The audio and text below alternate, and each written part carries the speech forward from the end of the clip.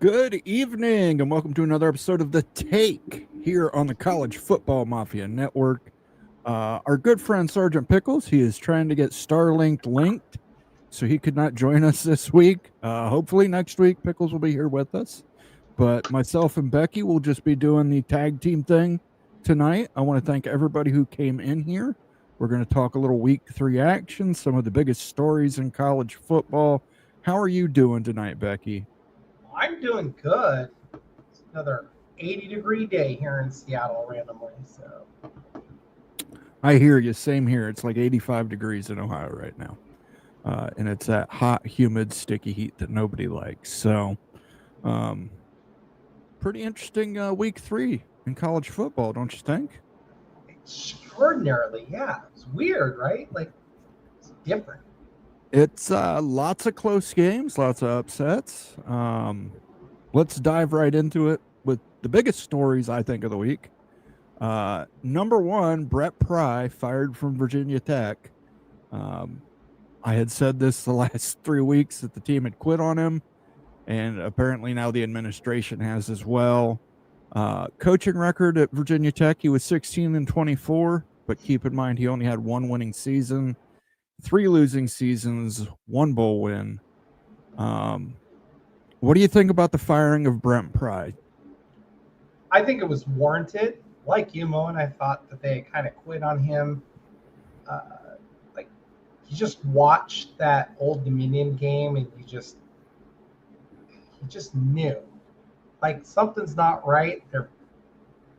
They got blown out. Like, they didn't look like they belonged on the field with Old Dominion, and they just kind of went through the motions, just kind of hung out. It was ugly football, and it looked like they didn't care. Yeah. It in the second half, they celebrated some plays, they got going again, but you can't just let yourself get beat down like that. In the week previously, Vanderbilt came out after half and dropped 24 on them unanswered. Just Virginia Tech, how the mighty have fallen. Rock and I talked about it on Sunday, but this was the Thursday nightmare game for a lot of Big East teams. Nobody wanted to go in there and play Virginia Tech in Blacksburg. And now, I mean, you've got the fans. And this is what really upsets me. I hate this when this happens, when fans leave early. When your fans are emptying out of the stadium at halftime, the administration had to do something. So I was glad to see them do that. Possible candidates, I'm going to mention some of the ones I've heard here. Michael Vick, Norfolk State. Obviously, we know who Michael Vick is. He's an alum of Virginia Tech University. He is also a notorious dog fighter and dog abuser. He has said that he is not interested in this job. He did say that. But money has a way of changing things. So yeah, I think going from $400K a year, which is what he's getting at Norfolk State, to possibly like $3.5-4 million a year, it does draw. It'll draw a look at the very least. Another big popular candidate being mentioned, Alex Golish, USF. The Bulls, their luck ran out this week. They did not get the upset over Miami, but Still 2 ranked wins. A lot of people are looking at Alex Golish for a head coaching position in the Power 4 coming this season. Yeah, deservedly so. He rebuilt USF. I mean, they were horrible when he got there. It's taken a couple of years here, but he's got a team that's probably going to play for the G6 playoff spot. Yeah, definitely. They're going to be in competition, even with the loss against Miami. I don't think they're going to hold that against him. Stretch goal, reach goal, Shane Beamer, South Carolina. We talked about this. Shane Beamer, son of Frank Beamer, played Virginia Tech. Would this be a homecoming for Shane? Would he leave South Carolina to take the Virginia Tech job, assuming that Virginia Tech's administration can come up with the money? Because Shane makes a very, very good living in the SEC right now. He makes a great living in the SEC, but his buyout's only like $5 million. So I think they could do it, but like you said, I mean, will they pony up what would probably be $8.5, $9 million a year? I don't know if they can do that. Yeah, I guarantee you the agent is on the phone with South Carolina right now. Like, that buyout is going to be going up before the season's end. He's getting a raise by like October 15th. Yes. Yeah. Like it's going to happen. Absolutely, because in speaking to Virginia Tech fans, that's the name. That's who they want. They want Shane Beamer to come home. They want Beamer Ball back in Blacksburg. And finally, Ryan Silverfield from Memphis. Yeah, he's done a solid job developing the Memphis program. A lot of people think it's time for him to come up, just like Alex Golish, to leave the G6, move up to Power 4, and see what he can do as far as rebuilding a program that's in tatters, because that's what Virginia Tech is. Yeah, I mean, he could do it. I mean, he took over, at Memphis after Norvell left for Florida State, and just kind of kept that going, and he's maintained that level of success that Norvell saw there. I think he could do it. Like, he can obviously he can recruit, because Memphis hasn't dropped off. I think all of these guys would be great. I think Michael Vick walking into a living room for a high school kid is it's a big, like, oh my God, it's like Deion Sanders. There's a reason why these guys can at least get their foot in the door. I'd like Michael Vick to walk in my living room. Yeah. For completely different reasons. Deshaun Foster. Speaking of a great from a football team who returned to become a head coach, Deshaun Foster got fired by UCLA this week. This was another one that was deserved, but I'm putting a but on the end of this one. He never really should have been the head coach at this team. No, he shouldn't have been the head coach anywhere. He got the job because they just try to keep the team together, and it's the worst reason. He was a running back position coach, I believe, before he was head coach. Yeah, no coordinator experience, no head coaching experience. He went from graduate assistant, running back coach, head coach in consecutive years. Yeah, and it didn't work out for him. Obviously, they spent a lot of money on Nico, and I mentioned it on Sunday. I'm not blaming Nico for this. They don't have anybody around that kid. That kid is literally trying to carry that team on his shoulders. That team right now. Like, give credit where credit's due. He is absolutely that team, and I agree with you on that. Like, they can't block. They couldn't cast a shadow, that O-line. They can't block at all. It was bad. Coaching record at UCLA, he went 5-10, 0 winning seasons, 0 bowl appearances, 3-6 in Big Ten play, which is actually kind of surprising to me. I thought that was going to be a lot worse than it was. Yeah, weirdly good, right? Like, yeah, it's not bad. It's 33.33. I mean, that's I've seen worse. And he did that with quarterbacks who weren't very good last year. So they haven't played a Big Ten game this year, but like, the quarterback situation last year was sketchy at best. That's why they hit the portal.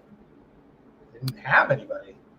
Right, and they fired another coach today as well, assistant.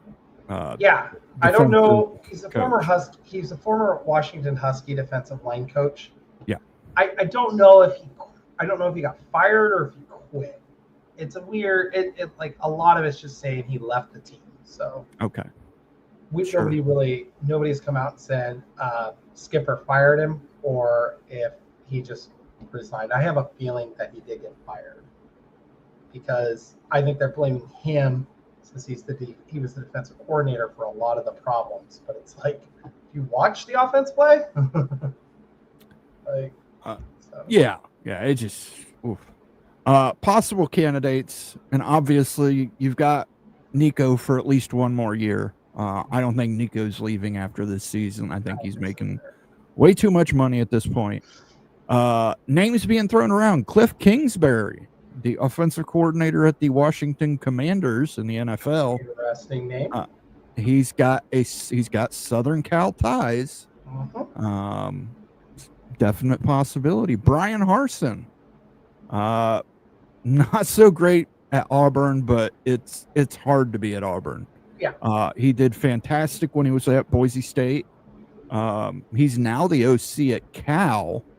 How awful would it be for Cal if UCLA abandoned them and then stole their offensive coordinator to be there? Are you talking about more calimony?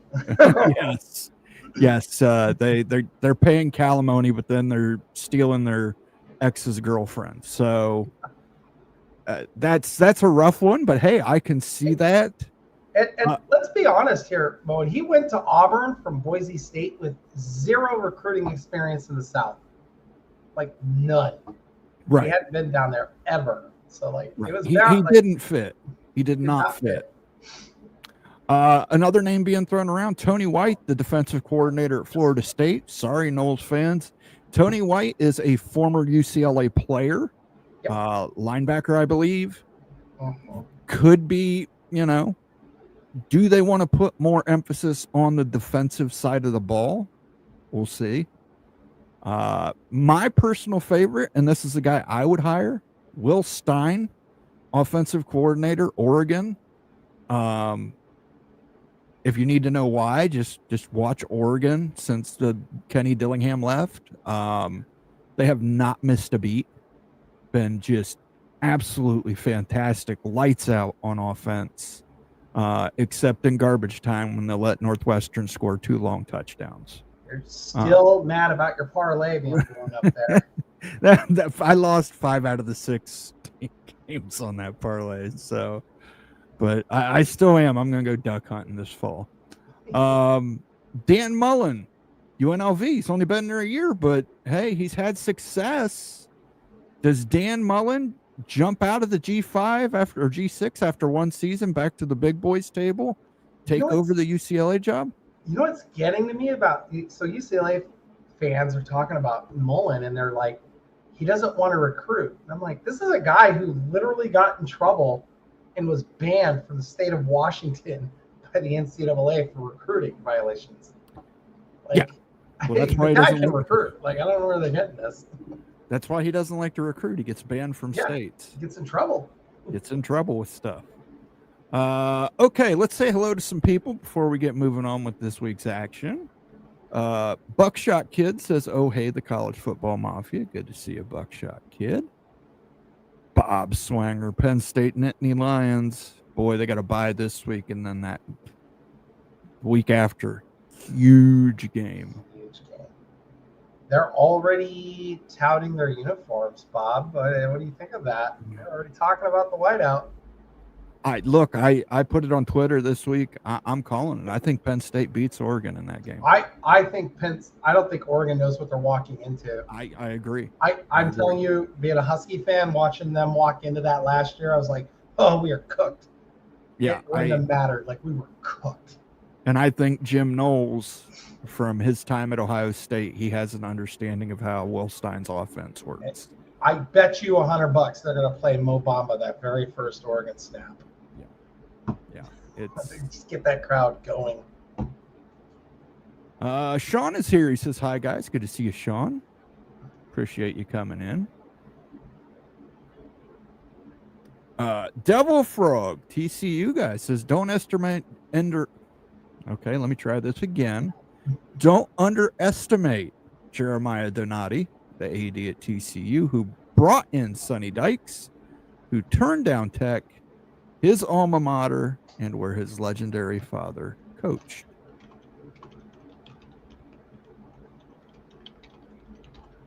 I didn't know that Sonny Dykes' father coached at Virginia Tech, but I didn't know that either. Yeah, that'd probably be a pretty good hire, I think, too.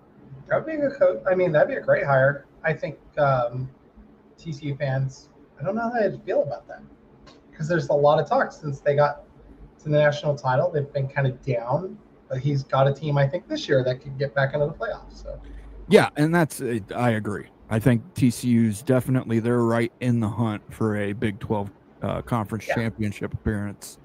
I mean, hopefully my Kansas State pick is screwed. So my Arizona State pick still maybe, I don't know, but probably not. But TCU got a big game this week against SMU, the Battle of Dallas. The last one for a while too. Sonny Dykes turned down Texas Tech, his alma mater, and where his legendary father coached for the TCU job. Do not underestimate. So it was, when he said Tech, he meant Texas Tech in Lubbock. Oh, okay. Clint Moses saying Jonathan Smith being a snake, he's a possible candidate for every team, every year. Clint, I hate to do this to you, man. I get it. It still hurts. But listen, Oregon State was moving down to the G6. He had the opportunity to go to the P2 to continue his career. I get how committed he was to that Oregon State program, how much he built that Oregon State program, and he was a very good coach at Oregon State. I think he's done a really good job at Michigan State. Yeah. Childs, I just, highlight reel Childs, human Childs light reel, Sports Center. You've got to come up with something for this kid. Just an amazing kid at Michigan State. But Jonathan Smith's building a program there. I get Oregon State fans are still upset, but you got to see the rationale. You have to advance your career at some point. You have to. And I mean, like, I get it. It's his alma mater. He played quarterback there. He was throwing touchdowns to Hushmanzada and Ocho Cinco. I get it. But at the same time, like, Michigan State, like Moen said, is in the power too. He can make more money.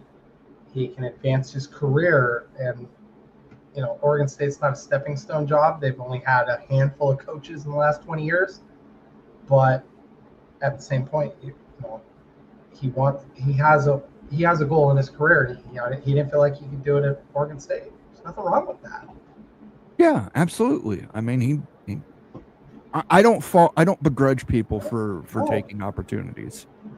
Never have, never will. I mean, DeBoer took the best job in college football. What are we supposed to do? Yeah.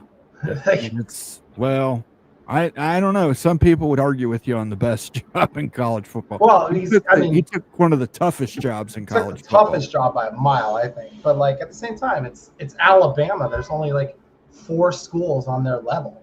So. Yeah. It's a blue blood. It's a blue blood. UCLA is going to struggle, in my opinion. They're already struggling.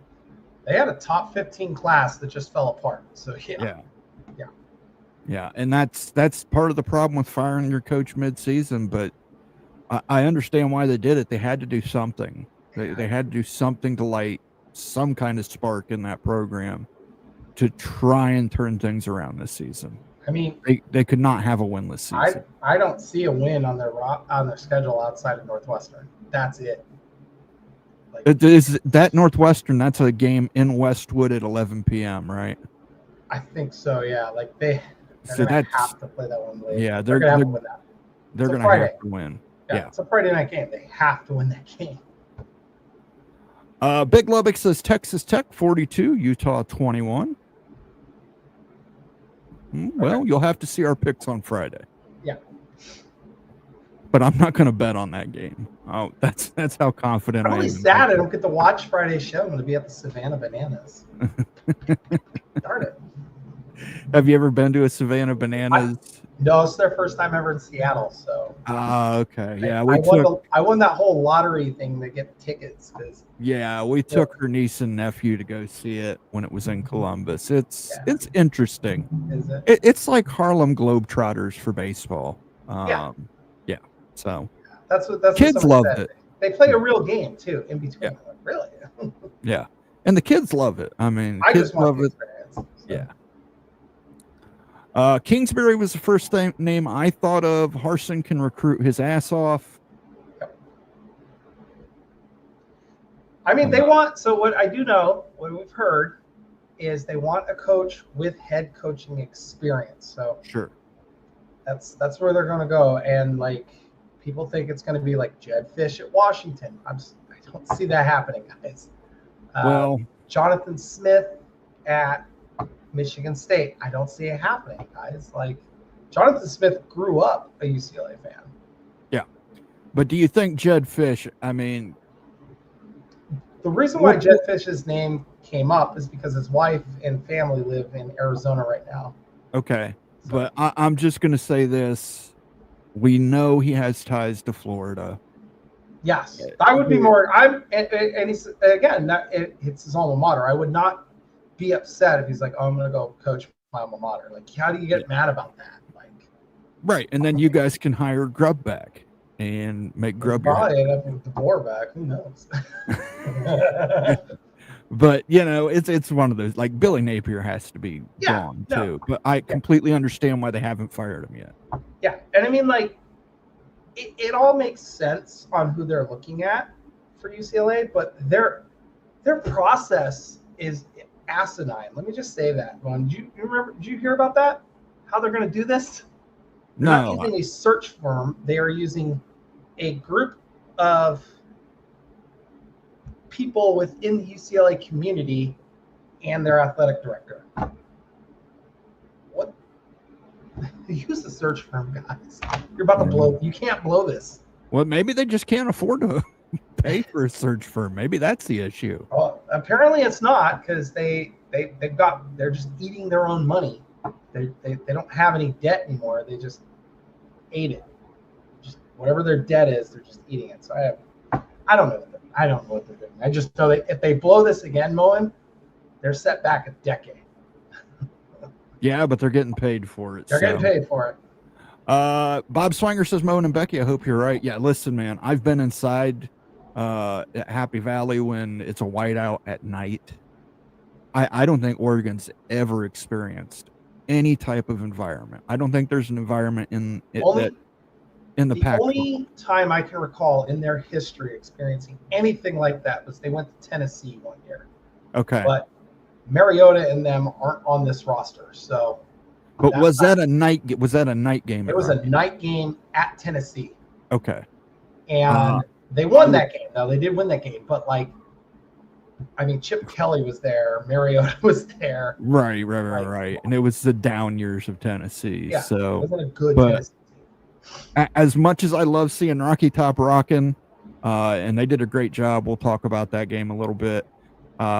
I don't think it compares to a Penn State whiteout night. I said this in the chat. I'm like, Dante Moore has never played in front of an environment even remotely close to that. When he was at UCLA, they didn't have a huge game like that. And go to I don't even know if they went to Autzen. Biggest crowd he played in front of, I think, was USC. And I think that was at the Rose Bowl. Yeah, probably.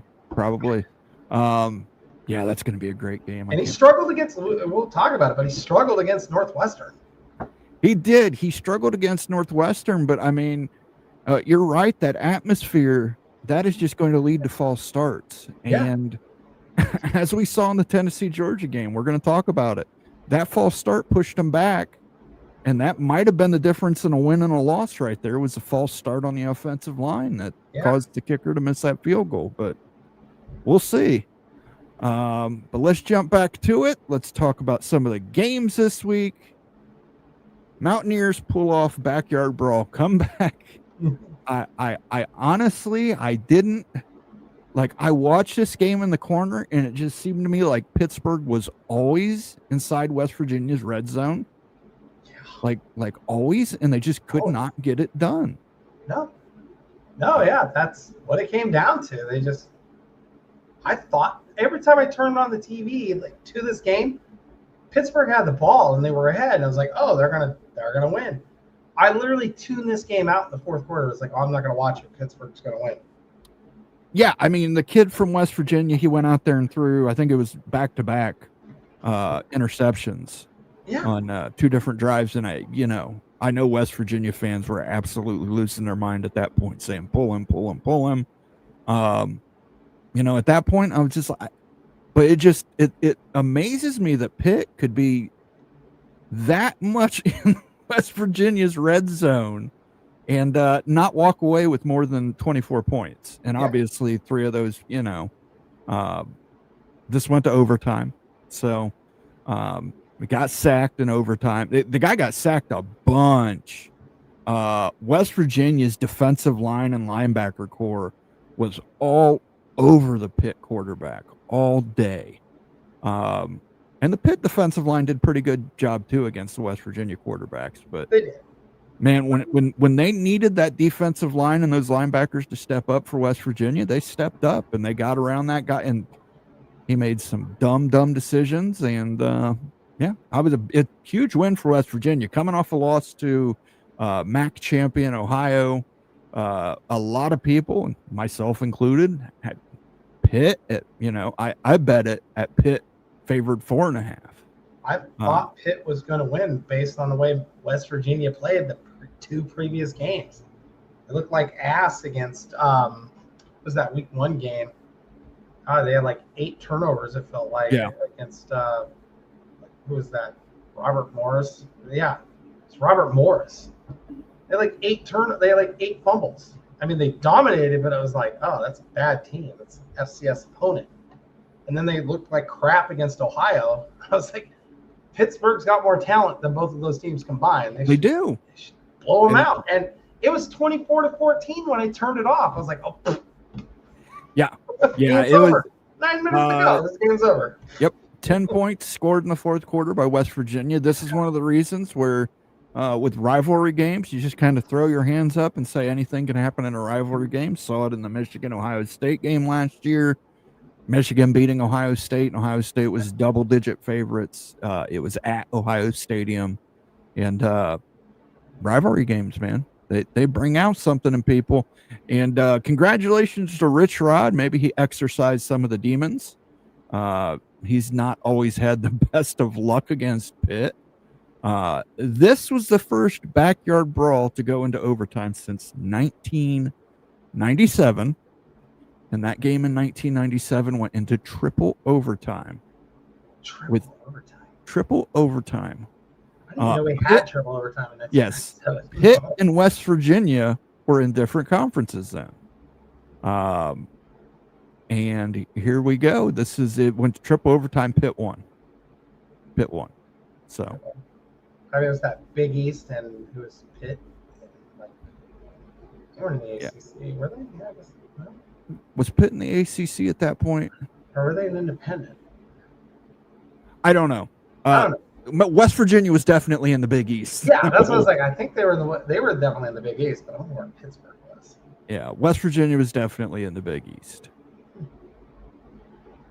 Moving on, missed kick seals Vols' fate. I don't know how many people actually got a chance to see this game. I know there were, this probably the game of the week. Yeah, it was bad. It just false start, pushed the kid back. Kid had a chance. Gilbert had a chance to make a game-winning field goal, seal it for the Tennessee Volunteers. Couldn't get it done. Misses it. They go to overtime. In overtime, the kid does hit the field goal from the exact same yardage, I believe, as the one he missed. He does hit it. But it's for naught because Georgia goes down and scores a walk-off touchdown. Boy, you want to talk about some yardage. Georgia, 502 total yards. Tennessee, 496 total yards. Where are the SEC defenses This looks like a Big 12 game. You know what I mean? This looks like an old Big 12 game. This looks like a score you would see on Baylor TCU. I mean, Tennessee became just the third team since Kirby Smart became Georgia's head coach to score on its first 3 drives against Georgia. And I believe 41 ties with Ohio State for the most points scored on a Kirby Smart Georgia team. Kirby Smart, defensive guru, gave up 496 yards of total offense. Tennessee had 23 first downs. And, you know, Georgia, though, they did control the clock, 38-21. They ran the ball 55 times. Yes, they ran.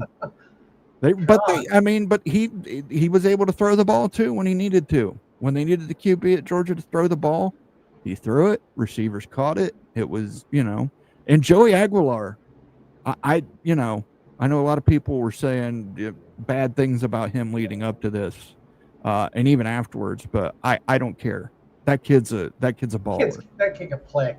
He can play. He can play. He can flat out play. I'm like, he would have been at UCLA, and he wouldn't have any of this because UCLA was so bad. Yes. Think about that. And I do give a lot of credit to Josh Heupel, the coach at Tennessee. I think he's done a wonderful job developing that young man. It's just the big difference here, those 10 penalties. The 10 penalties are just, you just have to look at it because you're like, that makes no sense. And the fact that, like I said, that 12 on third down. Yeah. And you're at home and you get a false start penalty that pushes your kicker back. Yep. But, and a friend of mine is a ball fan. He said Tennessee deserved to win the game, but deserving and earning are 2 different things. Georgia earned it. But how weird is it for the game to literally be decided, Moan, on a play at the 1 yard line that had to be reviewed? Yes. Yeah. That was wild to me. And you know, it was even better because the announcers had basically spoiled it. Like, no, it's touchdown. This game's over. Yeah. And then they had 2 minutes of conversation with each other that had nothing to do with it. Sean mentions Dave Aranda from Baylor. Have to see how the rest of the season plays out. I mean, he was on the hot seat coming in, but he rebuilt Baylor. So yes, he did. It's got to be a guy at UCLA who can rebuild because you have to start from scratch. So, Kevin Varney says, "Eat shit, Pitt." There you guys go. I'm sure you would take that cheer in all of college football is when they play that song, and you hear the fans say, "Eat shit, Pitt. Eat shit. Eat shit. Eat shit." Yeah, I think they will take that win over Pitt. I think it really softens the loss against Ohio. Yeah. Maybe UCLA will just make Cal find them a head coach as a condition of the calimony. Hey, I like Justin Wilcox as a head coach. I think maybe he should just leave. Maybe they should just take Justin Wilcox, the head coach from Cal. I mean, he rebuilt Cal. I mean, also, I don't know how his relationship is with Ron Rivera. So yeah, that's been ongoing, but that's a weird conversation people have talked about. Yeah. Illini Ted says Tennessee chokes away a lead to Georgia and loses in the end. Rinse and repeat. Yeah, not a good look for Georgia. And Tennessee fans, man, they thought they had it won. Georgia came back and scored. Tennessee drove down the field. They were in field goal range. 9 years, Moen. 9 years. Ugh. Yeah. Got to feel sorry for, all those fans who sat through that entire game and they, this was the year and they were going to do it. And he misses the field goal. And I feel bad for the kid missing the field goal. But at the end of the day, that is your one job, is to kick the football and to kick field goals.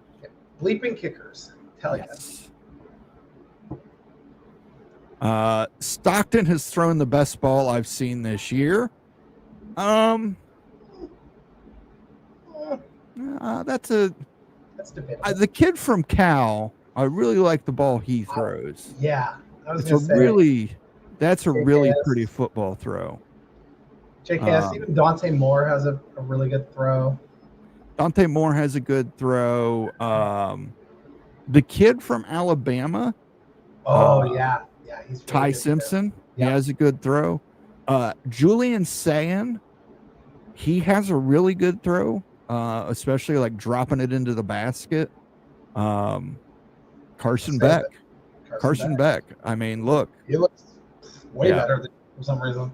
We talk about the Notre Dame game with the kid made the one-handed catch. We talked about it before. I think the throw was more impressive than the catch because Carson Beck was falling backwards with guys at his feet and was still able to make that throw just in the air. So, yeah, there's a lot of really good quarterbacks this year. Just like a lot of them. I even like the kid at Vanderbilt. Like he throws a really nice ball. And I don't know if anybody's watched the Purdue kid, quarterback at Purdue. He throws a gorgeous deep ball. Like he does, but like nice. I'm going to reserve judgment on Purdue until they've got Notre Dame. Notre Dame's coming up. Yeah, I mean they looked okay against USC, but I get what you're saying. Yeah. I'm just going to reserve judgment. That was more, I think, on USC than for Purdue. Devil Frog says where the lace is out doesn't matter. If you're a kicker, you can make it. Even if the laces are not out. But I will say this, that West Virginia game, did you see that punt that kid caught? It was a bad punt, the punter, and he like literally one-handed this. It was and he was in his end zone. He saved 2 points. I was like, somebody had like a 78-yard punt this weekend too. Completely flipped this. Probably Iowa. Probably. No, it wasn't Iowa. Oh, okay. No, I can't remember who it was, but he had like a 78-yard punt. He was punting from like his own like one, and he booted it 78 yards. Completely changed. Yeah, I will say this. Congratulations to Kirk Ferentz. If you guys did not know, Kirk Ferentz with his win this week has become the Big Ten coach with the most wins. As a Big Ten coach, he surpassed Woody Hayes. He is now number one on the list, most wins as a Big Ten coach. How many national titles did Woody Hayes have, though? Again, it depends on who you believe and how they're claimed. Wow. How many does Ohio State claim while he was there? Ohio State claims, I believe, 3 or 4. 69, I know we claim. I believe we claim 71. And there's one in the mid-70s, I think they claim, too. So I'm like, I mean, like, he had a lot of success. I don't think he wasn't there for 26 years, was he? 25 years? I have no idea how long Ferentz has been there. Yeah, I don't either. That's what I was asking. We were talking about it on Sunday, and we were saying Iowa's never had an offense. And then I was going back and saying, no, I remember when Ohio State won the Natty in 2003. That season, Iowa was also undefeated in the Big Ten with Tony Banks was their quarterback, and they were scoring points. But I don't know if Ferentz goes back that far. Kirk Ferentz goes back to 1998. There you go. Then they've had an offense that can score because that Iowa offense scored very well, and I believe they won the Rose Bowl that year. I don't know who they played in it, but I believe Iowa did win. The year they beat Stanford? No, did Stanford beat them? I believe they won the Rose Bowl. Ohio State obviously didn't play in the Rose Bowl because they played in the Fiesta Bowl for the BCS National Championship. Iowa did have one loss going into that game. They've only won two. They only won 2 Rose Bowls. 1957 and 1959. Okay, maybe I guess they lost that Rose Bowl. I'm just looking here. But that Banks kid, he was a fantastic quarterback. I mean, they had a fantastic offense that year.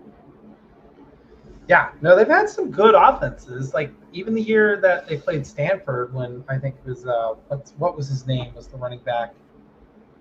I don't think it was CMC.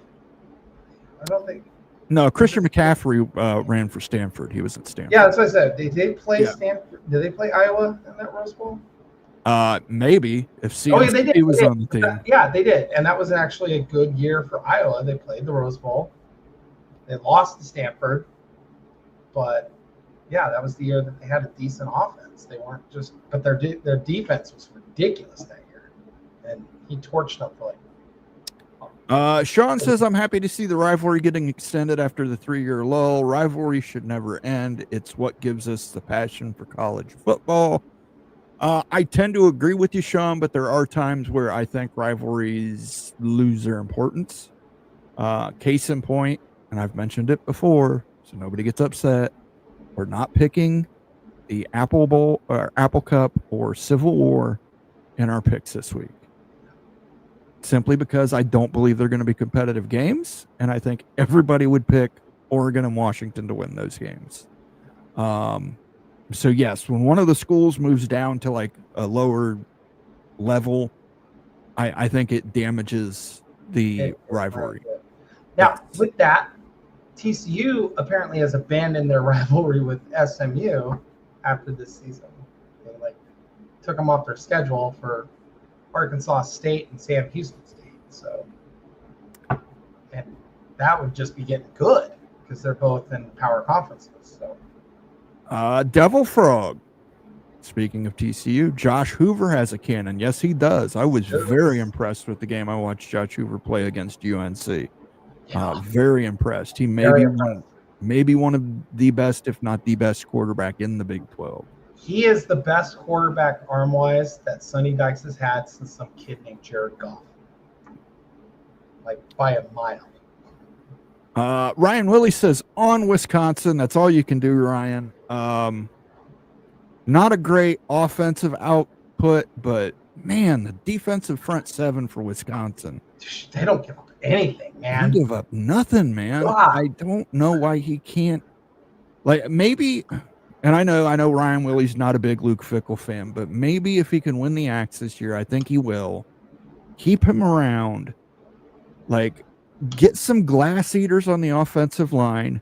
Get you 2 running backs. Get you a Ron Dane type running back. A guy who's like 235, 245 pounds that can just get you 3.5 yards every touch. And then get you like a Melvin Gordon type running back who can hit the hole. Yeah. And then that'll open up the passing game, and you don't have to worry too much about having high level. You just need an efficient quarterback. You need a Craig Krenzel. Craig Krenzel at Ohio State, just, a quarterback who could make the throws when he needed to make the throws, but otherwise would just hand it off to Maurice Claret or Beanie Weld, But there's positive things in Wisconsin. That front seven held up against Alabama. Alabama abandoned their run game. They Yes. had no choice. They could not run the ball.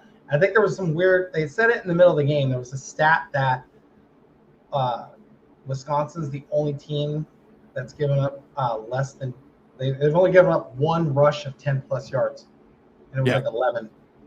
They just don't Alabama has a very physical offensive line. Alabama couldn't move them. They couldn't move them. It was ridiculous. Yeah, Though, their secondary is the complete opposite. Yeah. I sat there and I told you, I was like, I'm really impressed with here's the defense. And then they got torched in the air. Here's the thing, though. And I said it on Sunday. Alabama's wide receiver room They're good. Every bit as good as Ohio State's. Yeah.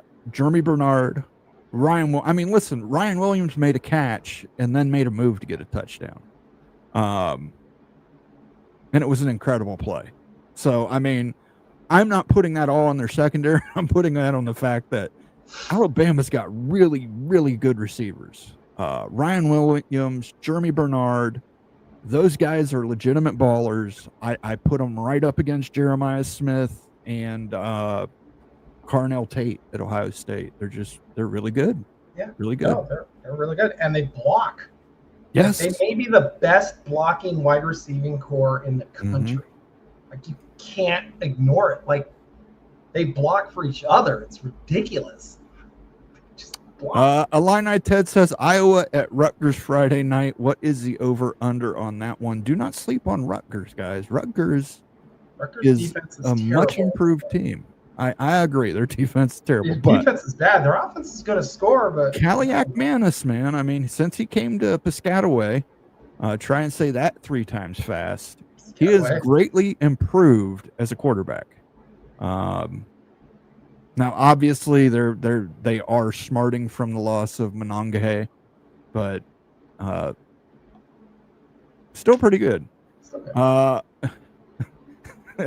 The over/under is 17.5. Okay, just kidding. I was going to say, holy hell. I was like, oh my God. 17.5.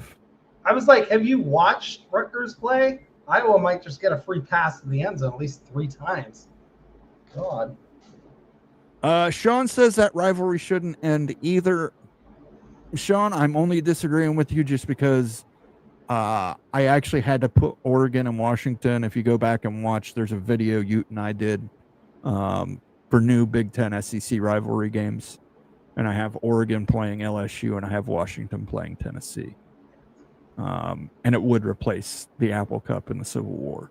And I just, look, you're right. Maybe 1 out of 20 times, Oregon State, it's one of those games where they get lucky and they beat Oregon, or it's just they don't have the resources. And I'm not saying it's right, but they don't have the resources to be competitive against them. So, I mean, it was a different scenario when they were in the same conference. Because talent, Oregon was already out recruiting Oregon State.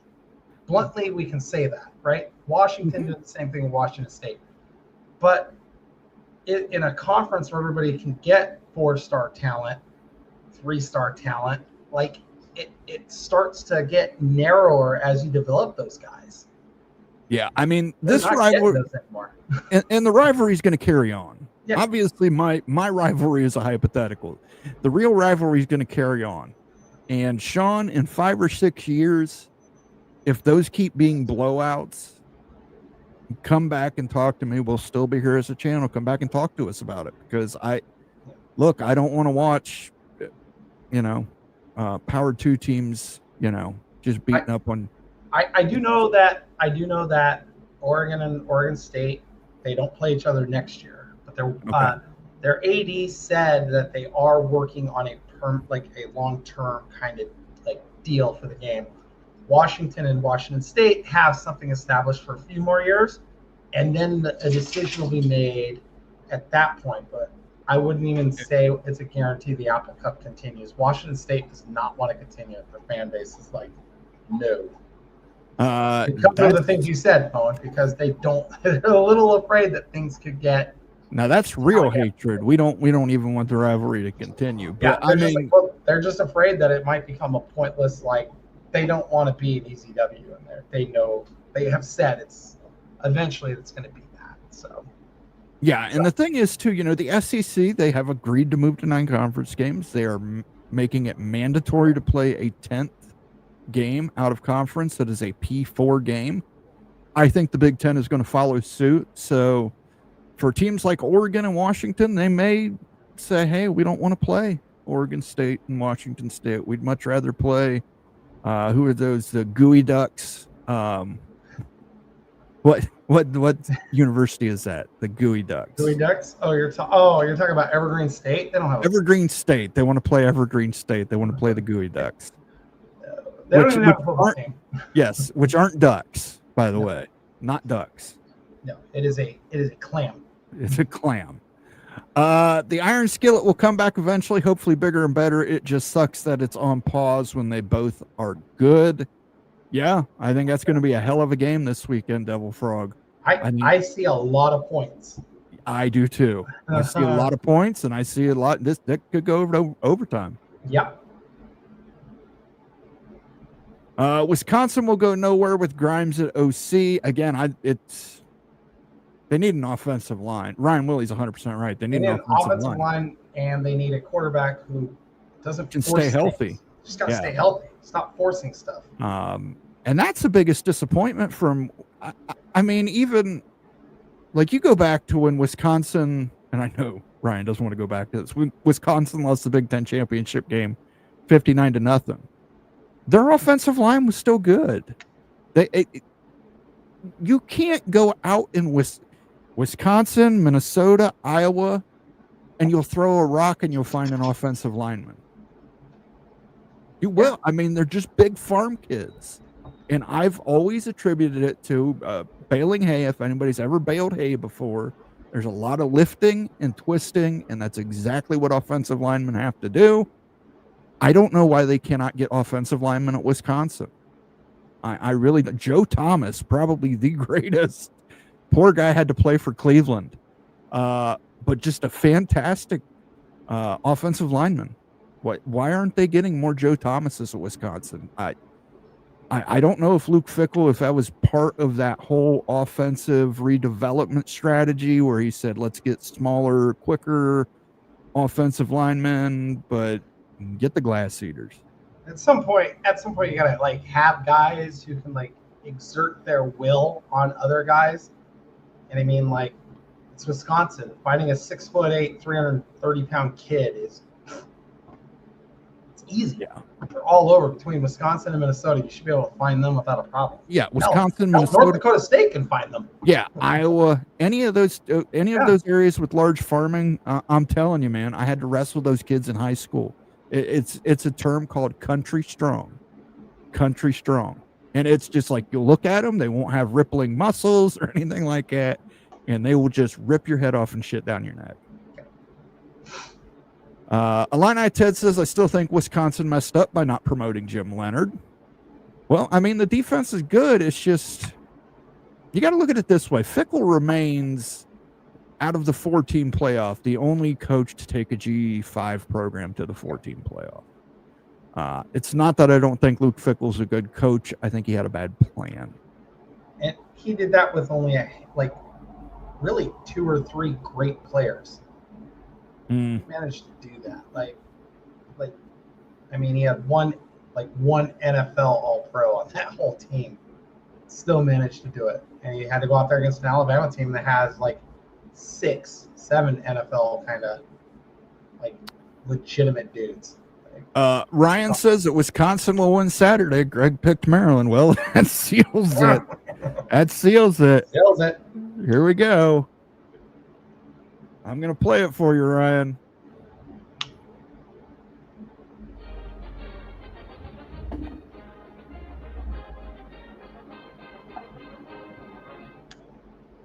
Yeah, I had the volume down, but that's okay. Yeah. Ohio State knocks the shit out of the MAC every year. Oregon and Washington can't do the same. Ohio State doesn't play the same MAC team every year. We rotate it.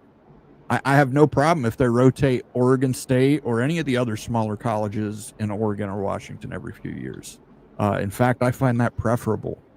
The way Ohio State has it set up, Sean, we play in a cycle all of those smaller teams in Ohio because it helps fund those schools' athletic departments for the entire season.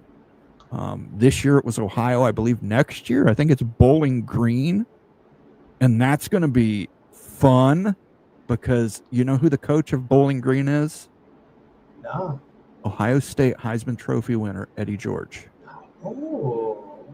And he is doing well this year at Bowling Green. I think it's Bowling Green next year. I have to check.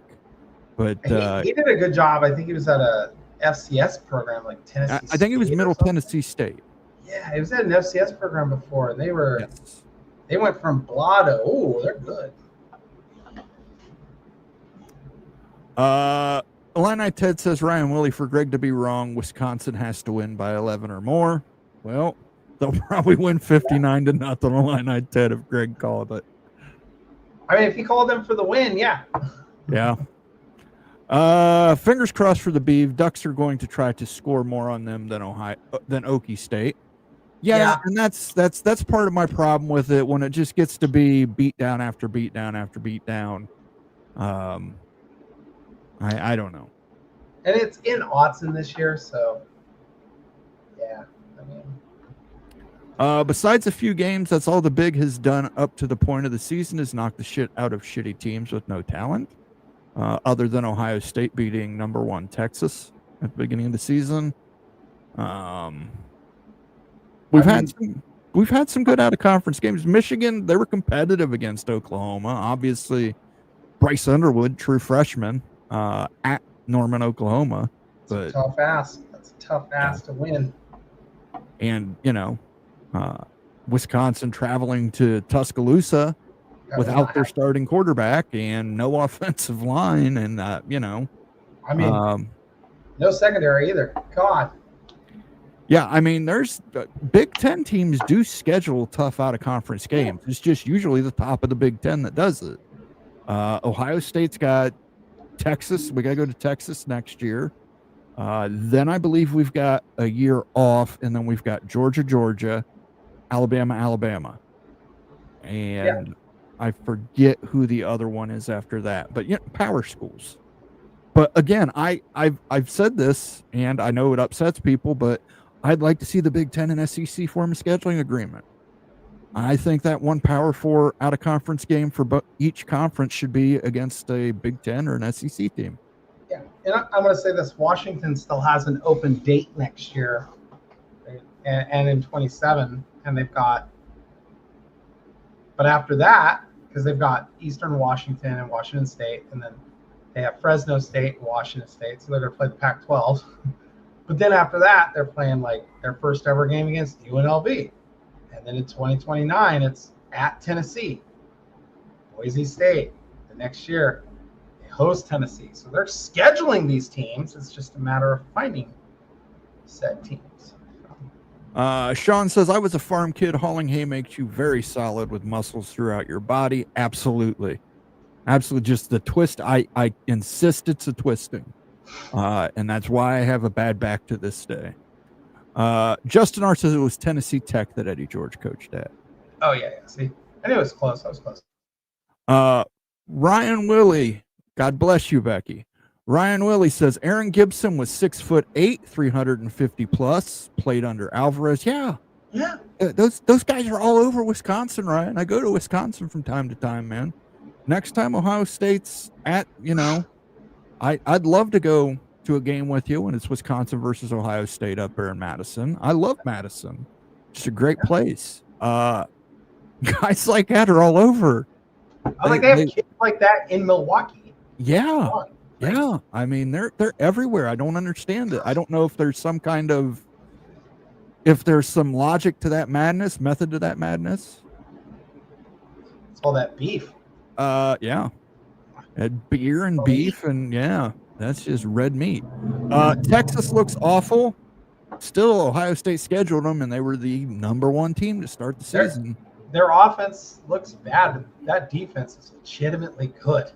Like, good luck. They're not giving up anything. Even Ohio State only scored 14 on them. Like, credit where credit's due. Ryan Willie says October 18th, Moen. I know this year, Ryan, but I can't make it this year. I have something on the 20th that is extremely pressing that I have to do. So I will not be able to travel out of Ohio. 18th and 19th are prep for the 20th. If you get my drift on what I have to do on the 20th.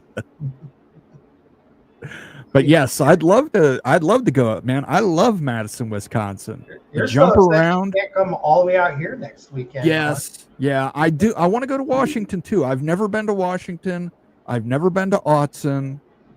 I've obviously been to the Rose Bowl. Not against UCLA, but to see Ohio State in the Rose Bowl. And I mean, FYI, it's supposed to rain next Saturday for that Ohio State. So it hasn't rained here in weeks. I've been to the Coliseum when Ohio State played USC. Been to Michigan. Been to Michigan State. Been to Bloomington. Been to Ross-Ade. Been to the old Northwestern. I have not been to the new temporary. I do want to get out there when they open that new stadium so I can pee on it, because that's all Ohio State fans do. I just picture you like that Husky fan at Reeser after it opened up. And it was like the gross weather storm. He's just peeing on the side, like just peeing in the like right there in front of everybody. I have yet to get out to Piscataway, but I have relatives in New Jersey, so I, planning a trip out there. We're going to go out there and meet them some fall and get to see a Rutgers game in Piscataway. It might not be an Ohio State game, but we'll go to Piscataway.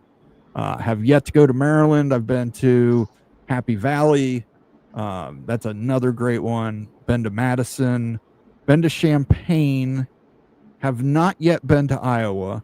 Have not yet been to Minnesota. Have not yet been. You've been to the Metrodome, right? When they played there. No, I never went to the Metrodome either. No. And I haven't been to Nebraska, but I've heard Nebraska is fantastic. Like just the best fan atmosphere ever. And they're super nice. Yes. They are crazy nice. Like I love Nebraska fans. They are absolutely the nicest people you'll ever meet. Ryan Milley says, okay, sure. And hey, Ryan, if you're ever in C-Town, Cowtown, as we call it here, let me know. We'll go catch Wisconsin at Ohio State at Ohio Stadium. Sean, let's all get together and go to a game. Why not? If I could afford to, I would fly out to Washington this weekend or next weekend to see that game. I do want to check out Washington Husky Stadium. I do want to check it out. I would like to see a game there. Add it to my checklist. By the way, I don't know who was watching the Elijah Moore card. Somebody reached out to me and wanted to buy this. It's not for sale because I am currently bidding on an autographed rookie card from the guy who did the cleat eat. So I am trying to find the dumbest penalties in college football history and assemble them all under one frame. I can't remember what it was. There's a guy got banned from the Yankees back in the early 90s. There's a baseball card of him out there if you can ever find it. He's coked out of his mind in the photo. Sure it was the Yankees and not the Mets? Oh, it was the Yankees. Because he got banned. I can't remember his name. It was like Pedro or something like that. I can't remember his name. Sean says, I've been to a Nebraska game. I recommend it. Yeah, I've heard very good things. I've never been to a Nebraska game. I've been to a game at Washington when we played Nebraska. I've been to Lincoln. I've been at the stadium. I've never been in to actually see a game. So I would like to go in to see a game. Yeah, the only Big Ten stadiums I have been to, I went to Minnesota when they were in the Metrodome. I've been to the Big House and Autzen, clearly. I've been to the Rose Bowl and the Coliseum, but that's really it.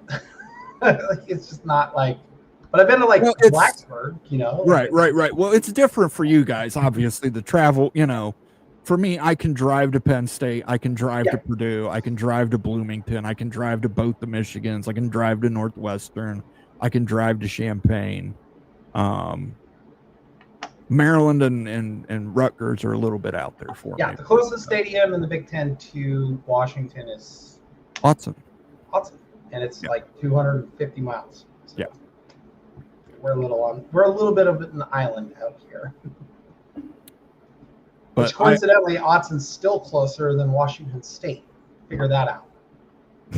Still closer than Pullman. But I would also like to add, I'd love to go to Iowa and experience the wave. I don't know if you're familiar with that tradition where at the end of the third quarter, I believe they wave to the kids in the cancer hospital. I think that's a fantastic tradition. I thought the Mr. Brightside thing would be a little cooler in the Big House, but it was kind of a meh. Yeah. I'm sorry, Michigan fans aren't the loudest. Like, it's not the loudest stadium I've been to. It can't be because every time somebody makes a bigger stadium, they just dig deeper so they can add more seats and remain the biggest stadium. It's going to be the first 1 million seat stadium. Yeah, eventually, and it'll be. People are going to die walking down to the front row. the front row will be at the core of the earth at that point. Moving on, late touchdown proves unlucky for Irish. Talk about a great game. Unfortunately, because YouTube TV will not integrate with Peacock, I had to run back and forth between two rooms to watch it. But hell of a game. It was on NBC, wasn't it? It was on NBC, but the Ohio State game was on Peacock at the same time. Oh, yeah. I had to have Peacock on one TV, and then I had in the other room YouTube TV open with 4 games on it. So I was constantly running back and forth to see who was where. But this was a great game. 488 yards, 440 yards. Just, again, this is...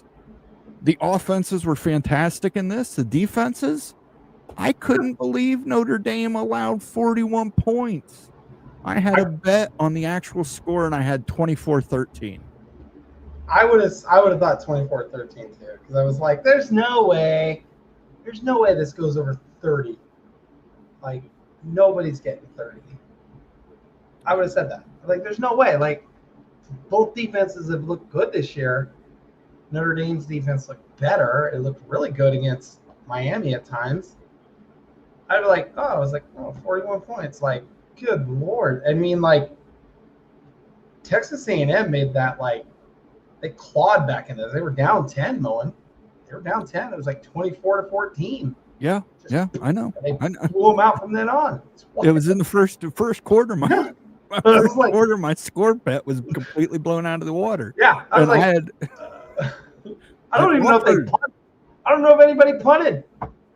And I told everybody in the group chat, I said, if this score comes in, I'm buying everybody Skyline chili.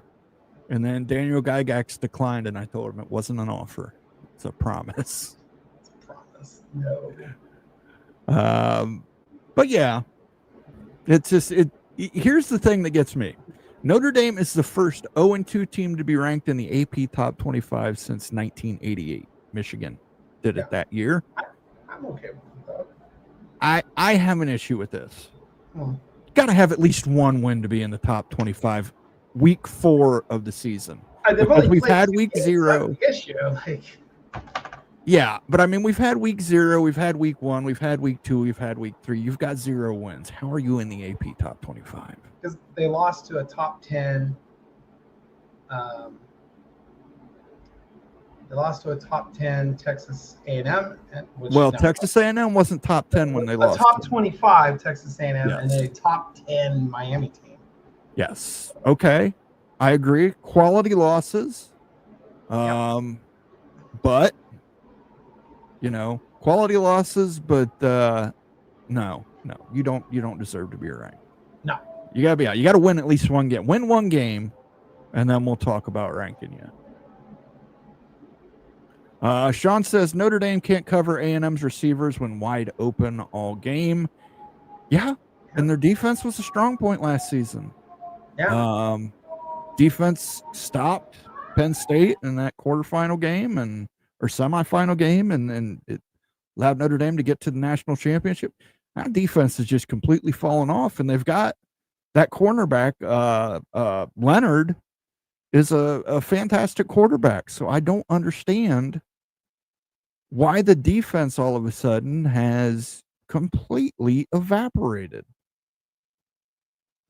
Ryan Willie, I wish I could, but being disabled, I'm kind of limited on how far I can go. I need someone else to drive. Okay, well, I mean, again, if you're flying into Columbus, let me know. I don't do much driving myself anyway. I'm disabled myself, but guess what? I got a girlfriend who does drive, and she drives a very nice car. So it's very roomy. And when I drive it and try and get Mad Dog 2020, they look at me like like I stole the car. I don't know. I live in a walkable city. I have a car. It's 6 years old. I'm the only driver, and I haven't hit 40,000 miles. Yeah. I don't go anywhere. That was my biggest issue with the poll. 0-2 Notre Dame in while USF was unranked just because we got blown out by Miami. I mean, you got blown out by Miami, like big blown out by Miami. I get Fair enough. But they beat Boise State, who was ranked. Yeah. They beat Florida, who was ranked at the time. They've got 2 ranked wins and 1 loss to a ranked team. Again, blowout loss. Don't disagree with you. Do not disagree with you. Blowout I think if the game had been tighter, they're still ranked them, and Notre Dame's probably out. I mean, That game got out of hand, and it got out of hand quick. It got out of hand, yeah. But the weather delay, I mean, the Weather 7.5-hour game. But I agree with Justin R on this 100%. USF not being ranked while having 2 ranked wins and 1 ranked loss. They've played 3 ranked teams. They've beat 2 of them, lost to 1. Notre Dame's played 2 ranked teams and lost both games. And one of them, listen, USF, they ended up losing at Miami. They were at Miami when they lost that game. Notre Dame lost by 1 score at Miami. But that was week 1. Here we're week 3, and Notre Dame is at home, and they're 6.5-point favorites. I'm not disagreeing with you. I'm saying I'm okay with them being ranked because of who they lost.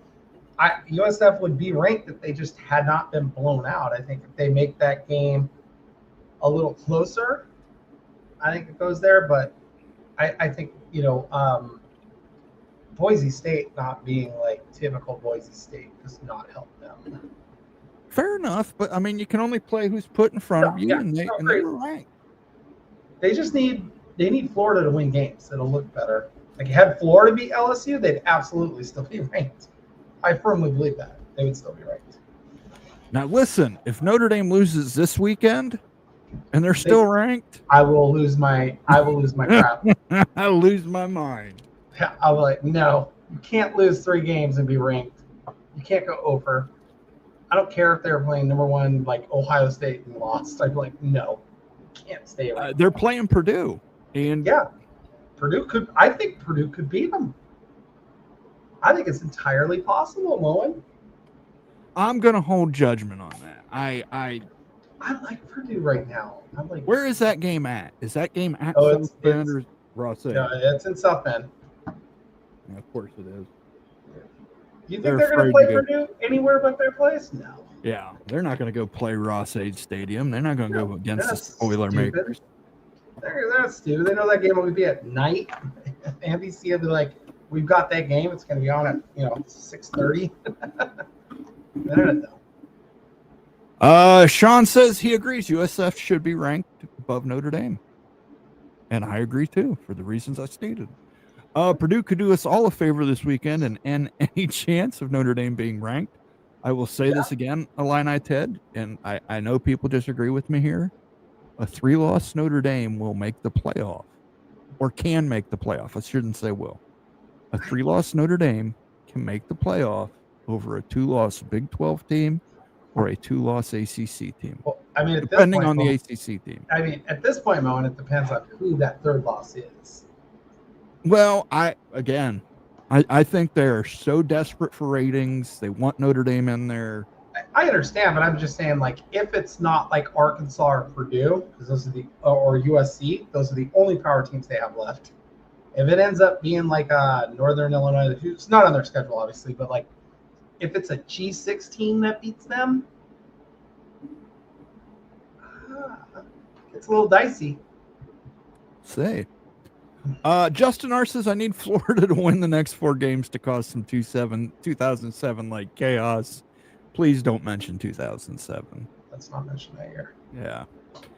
If Texas A&M's QB was more accurate, they would have smoked Notre Dame. You missed on a lot of open wide receivers. Lee, and again, what happened to that Notre Dame defense? Because they brought a bunch of kids back. The defense was good last year. It looked okay against Miami. I don't know what to say. USC should beat them with ease this year the way Notre Dame is covering receivers. I would agree with that. I would agree with that 100%. That game will be just like this one, 41-40, because no offense to USC, they still give up a ton of points. Still give up points. They gave up 17 or 24 to Purdue. Yeah. And I mean, one of them, of course, was like only in Big Ten fashion. On the they were trying to do a double pass, but ball got tipped and quarterback took the house. It's just wild. Only in the Big Ten. Yeah, I think I saw that play. Yeah. They tried doing a double pass, and he threw it across the field, and it was a lateral? Yeah, it was a lateral because they had to do the double pass, and it got tipped. Right. So he had to pick it up and just take off. Yeah. There's The no one. USC guy just acted like it was an incomplete pass, and And he picked up the ball and he ran it in for a touchdown. That was a great play. I was like, only in the Big Ten. Notre Dame isn't getting in the playoffs with 3 losses this year. Watch. You, I'm with Mo, and I think that they could be in over certain teams in the ACC and the Big 12. Yeah, absolutely. If you're not a ratings draw in the ACC or Big 12, watch them put Notre Dame in front of you. Yep. And I give you the rationale right now. Well, they lost to Miami. They lost to Texas A&M. They lost to a great school in the ACC. They lost to a great SEC school.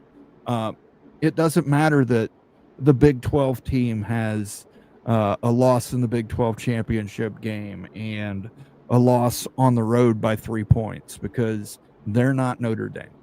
Yep. And trust me, this is one of the reasons I fucking hate Notre Dame. Can't stand them. The benefit of the doubt is always going to be in Notre Dame's favor. There's absolutely nothing you can do. As crappy as it is, and I say this, their schedule this year is actually really hard compared to years past, but they're just viewed differently for some stupid reason because they don't play in a conference. I hate it. It has to be the DC. Last year's DC went to the NFL. No, I'm a Cincinnati Bengals fan, Lee. Trust me, I know he went to the NFL. By the way, if anybody, speaking of offensive linemen, if anybody has any offensive linemen, call Mike Brown in Cincinnati. No, and it's too cheap to get him good offensive linemen. At some point, you just got to realize this. I feel so bad for Joe Burrow. I think that he just, I don't know. And I didn't agree with them firing the DC last year. I didn't think it was his fault that the defense was that bad when you don't recruit quality defensive players. Yeah. But just me. You aren't wrong that the committee will get Notre Dame in if they can. ESPN will advocate it for it like they're an SEC team for those ratings. Absolutely. I hate it. I don't agree with it. I think it's terrible, but it'll happen. Moving on, Clemson stung by late field goal in Atlanta. This was an early game. Georgia Tech, who wasn't, Clemson was ranked at the time. They were still ranked. Lost to Georgia Tech on a last-second field goal, and it wasn't just a last-second field goal, guys. 55-yard fire drill field goal. That means there was no timeouts left for Georgia Tech. They had to have everybody ready to rush on the field, get the snap off before time expired, and hit a 55-yard field goal, which happens to tie the longest field goal in Georgia Tech's history. Clemson, another loss for the Clemson Tigers. I don't know. Georgia Tech's good. LSU's good. Why isn't Clemson ranked? Someone pointed it out by composite rankings of players. Clemson has the number 1 team in the country, talent-wise. Yeah. This makes no sense to me. I don't know if it's just our group cursing the ACC, because if you remember last year, we all picked Florida State. This year, everybody picked Clemson. Other than Rock, I think Rock picked Miami, obviously, as a homer pick. But I had Clemson in my national championship game, losing to Ohio State. Yeah, I had Clemson, I think, as my 1 seed. I think I did too. I thought they were going to go undefeated. I was like, they're going to be really good. Like, they brought everybody back. 9-win team a year ago. Yeah, they should win 11, 12 games. Not a problem. No. They're horrible. LSU has a lot of problems on offense, too. We'll talk about that on the last slide. Yeah. Scavin, yes, says, hello, gentlemen and Becky. I like Haynes King. He has some serious moxie. I like him, too. But listen, I mentioned it before. I think he's got Braxton Miller syndrome. You just can't keep running him. It's going to take a toll on him. Can't run him all season. You're going to have to do some other things. Clemson can't run the ball. That's true. They can't. No, but I mean, like their offensive coordinator was the offensive coordinator at TCU the year they went to the national title. Guess what TCU was not great at doing that year? Run the ball. Yeah. They were okay. Yeah, and they weren't great. And that was the year that Ryan Walters got hired at Purdue, and I was begging them to hire that kid. That is Lincoln Riley's brother, Garrett Riley. Garrett Riley. Yeah. And I still think he's going to get a job. I just don't know when now. Final slide. Here we go. Or no, wait. I think we got one after this. 5 picks leads to another Gator L. LSU at home beats the Florida Gators 20-10. DJ Lagway became the first Florida quarterback to throw at least 5 interceptions in a game since Shane Matthews, who did so in 1992. That game in 92 was against Mississippi State. There you go. 366 total yards for Florida to 316 for LSU. But, I mean, obviously, 5 turnovers to 1. LSU's offense, lackluster, would be an understatement. Brian Kelly was questioned on the offense at the end of the pissed. at the beginning of his press conference, and was immediately pissed. And next day, LSU immediately made him come out and apologize. I get it. He was probably upset with his offense for not doing well, but this is, I think we can come out and say Florida's defense is actually pretty damn good. I agree that Florida's defense is good, but Brian Kelly cannot complain about the fact he has not been able to create an offense at LSU yet. Ed Ogeron, for all his faults, probably had the most successful offense in the history of college football with Joe Burrow. I mean, he had a great offense when he had Daniels at quarterback. He had a really good offense. They didn't have a good defense. So what did he do? Spent money in NIL and went and got a defense. Now he has no offense. He's got to figure it out. At some point, he has to actually sit there and say, "Hey, look, we gotta be good on both sides of the ball. I need money for everything." But he spent heavy on one side of the ball after he spent heavy on the other side of the ball. It doesn't work. I think LSU may be the most overrated team. I think they're overrated too. I can't see them. I can see their defense keeping them in games, but like when you play a team like Ohio State or even like I'll go with it. Even Alabama or Florida State and Oklahoma who can control the clock, you're gonna have problems. They're gonna have some problems. I would say right now, Ohio State could beat this team. Penn State could beat this team. Georgia could beat this team. Alabama could beat this team. Florida State could beat this team. Miami could beat this team. Easy. I think everybody in the top 10 could beat them right now. Yeah. Neutral field, right now. Every one of them. And this was at home. Probably beat them on a neutral field. And this was at home, and you only win by 10 points. And you had at night. Yeah, you had 5 takeaways. How do you only win by 10 points? And I'm going to say this out loud. Like, Florida had a touchdown called back on a penalty. Like, they had to settle for a field goal. This game is different. If Florida doesn't – Florida's penalties, by the way, I have to say this. They come at the most inopportune times. Just the worst damn times. Like, well, that's true. That's true, but maybe learn not to spit on people. Like, don't stop spitting. I think they had a player spit on somebody and a coach all in the same week. It's like insane. Chicago Bear legend Shane Matthews, one of our many over the years. Hey, Rex Grossman, too, another Florida quarterback. Hey, yeah. Give him a shot. Steve Moser, Kansas Jayhawks, says college game day executives are fucking idiots. I don't disagree with you there. No. Picking Miami versus Florida as the game of the week. This week, I can list 4 or 5 better games off the top of my head. I agree with you, Steve. There are better games out there. It's the markets. Yeah. They want to be in South Florida. So They I don't know if they saw an opportunity to be there any other time of the year. So they took their shot. I mean, if Texas Tech and Utah was playing in South Florida, they would probably be there. Yep. But they're not. They're playing in Salt Lake City. Yeah. And I mean, but Big Noon went there, so yeah, Big Noon's going there.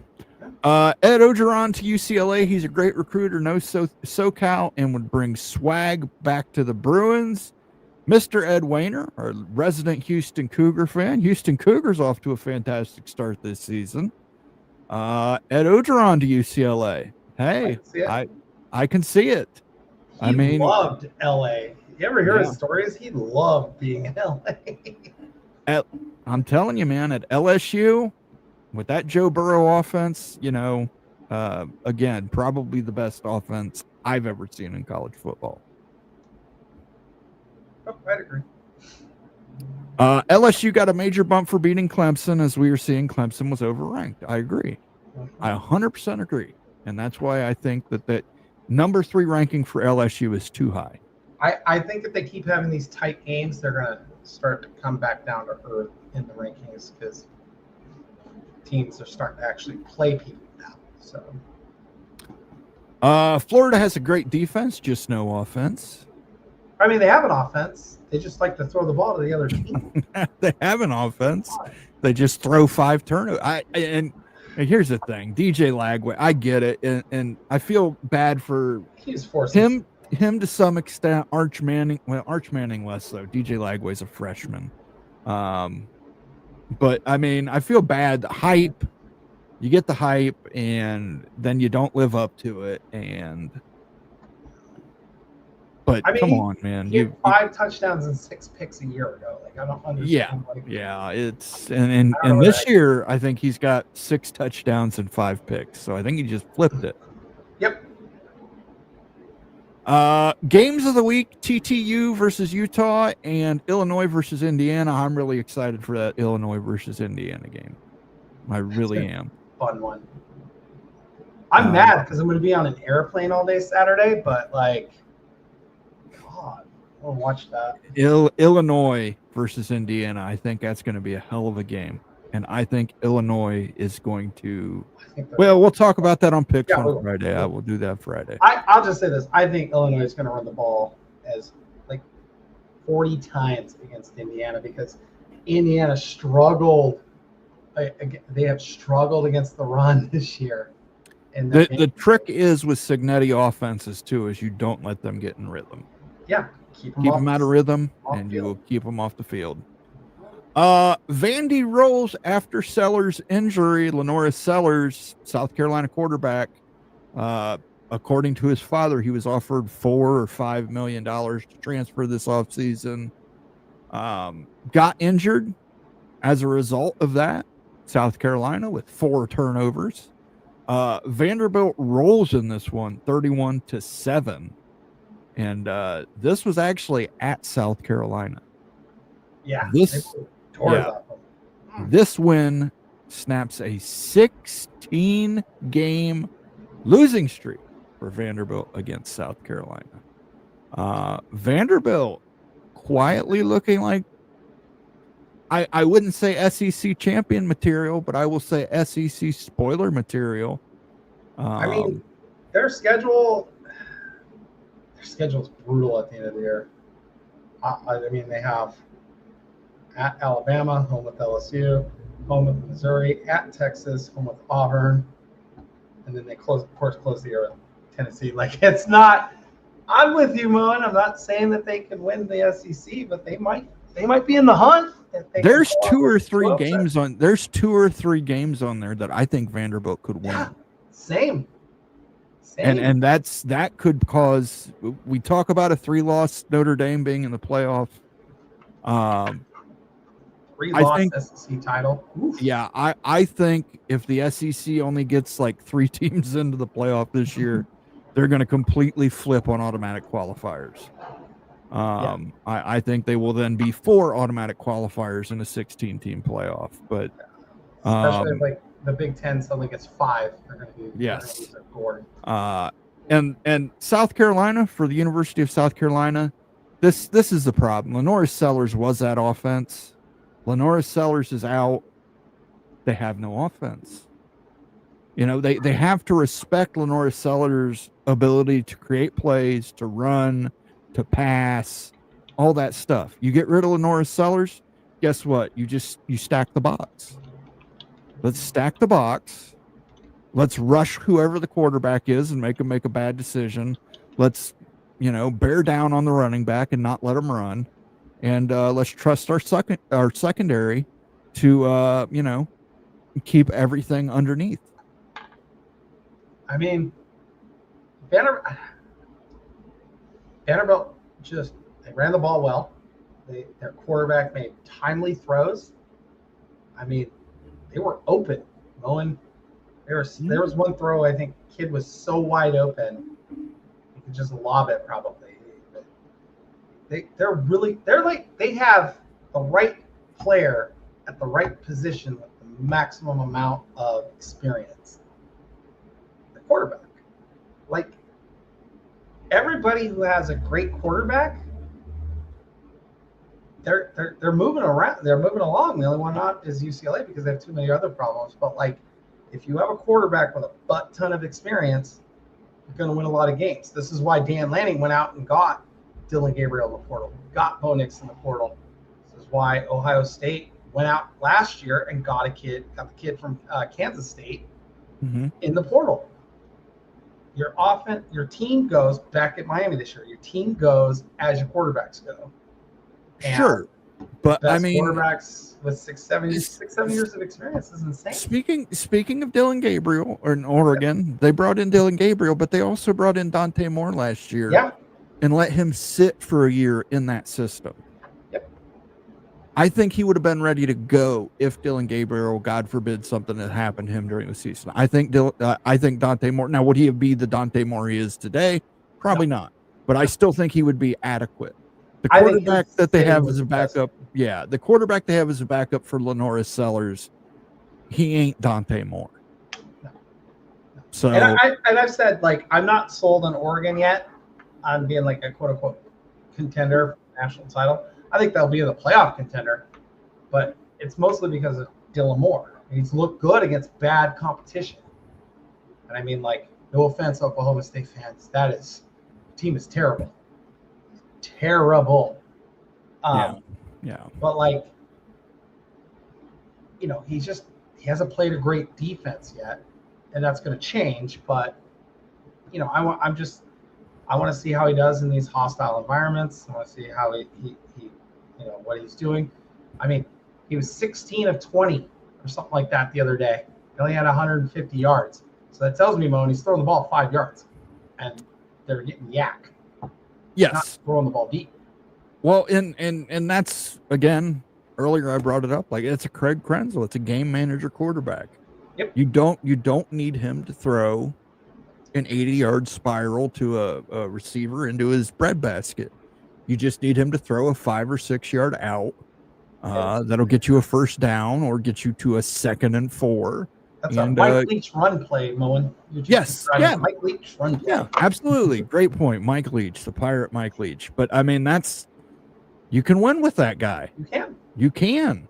Will Howard last year. Will Howard wasn't a 5-star quarterback. He was just a guy who could manage the game and throw it when he needed to throw it and hand the ball off to Quinshawn Judkins and Travion Henderson and say, go get 3.5, 4 yards and make this 2nd and 6. So I don't know. There's nothing wrong with that. I'm not saying there's anything wrong with it, but I mean, like, all the great teams in the playoffs last year, they all had one thing in common: transfer quarterbacks.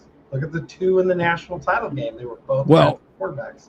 To be fair, Drew Aller was recruited at Penn State. He is a Penn State kid. So he is, and he's not. I would put him in the same breath as Dante Moore right now. Right, and I will add this: Quinn Ewers would have he would have been recruited. He would have went to Texas right off the bat. There was a law that was preventing him from earning money, which is why he came to Ohio State in the first place. Yeah. And then as soon as that law was taken off the books. He immediately Like, transferred back to Texas. So no, I get that. Like, that all makes sense. I'm just saying, like, all the quarterbacks in the Final Four outside of one were transfers. yeah, absolutely understood. All right, Becky, it was a crazy week 3 here in college football. What are you looking forward to in week 4? I'm literally looking forward to finally having teams play teams that are good, like Auburn and Oklahoma. Oklahoma's already played a good team, but like we're getting good conference games. Michigan and Nebraska. I mean, I'm curious to see how good Tulane is. Finally, Yes. like I think we know how good USF is, but now the only other team that I think is in that competition for that G6 is Tulane, and they're playing Ole Miss. I'm looking forward to these big games. I think even Florida. I know Florida's down. They lost 2 games. They're under 500. It's still a rivalry game. Nobody wants to lose. Yes. Nobody wants to lose that game. Illinois, Indiana is going to be great. There's just finally we're seeing great games, and I want to hear the bitching and moaning out of East Lansing on Sunday morning because they fell asleep in the third quarter because they couldn't stay up anymore. I will add this too. Arkansas is at Memphis. Yes. They're actually at Memphis. Now they are 7.5-point favorites. Yep. But they have to go to Memphis. Memphis is sneaky good too. We mentioned Ryan Silverfield earlier when we were talking about potential head coaching candidates. I mean, that could be a sneaky good game too, where I think Arkansas could get upset in that game. I mean, like, let's talk about that because Arkansas, they tend to play down to their opponents. Yes. We've seen that from them. Like Memphis could beat them because Arkansas is stupid and plays down to their opponents. I don't know. Every year Arkansas loses a game it shouldn't. I bet you this is that one. I can see it, and it's close to their campus. It's not exactly that far away. Right. I forgot his name, but the Mizzou quarterback is twice what I've seen from Aller. Aller's a good quarterback. He just doesn't have receivers. Yeah. Last year he had Tyler Warren to fall back on, and he just kept falling back on him. And I mean, he's work out for him. He's throwing to his receivers more this year, clearly. Yes. The tight ends are nowhere near what they used to be. Yeah, I mean, they went out to the portal and they got guys. They got guys who can catch the ball, but like you said, Moen, they're not.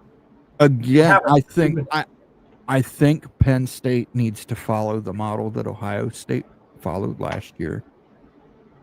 Throw it when you need to throw it. You've got 2 NFL caliber running backs behind your quarterback. Yeah, run that ball. They have the best running back core in the conference. They do. Now their offensive line, they've been questionable, but I mean, get the offensive line's ass in gear. I've mentioned set some people. If you need to set them to motivate them, set them. But listen, Allen, Singleton, just run those guys. Give those guys at least 15 touches a game each. And that'll open up the passing game. And then, teams will stack the box and you've got all kinds of new passing options. But and then strong defense. You brought in Jim Knowles. He's obviously a national championship caliber defensive coordinator. He saw Will Stein's offense last season twice. The second time he saw it, I think he did a pretty damn good job of stopping it. So you kind of rely on him for making the calls on defense. And I don't think Penn State's going to blow out Oregon. I don't. No. I do think Penn State's going to beat Oregon. I do. I think the crowd noise is going to play a massive role in that game. Yes.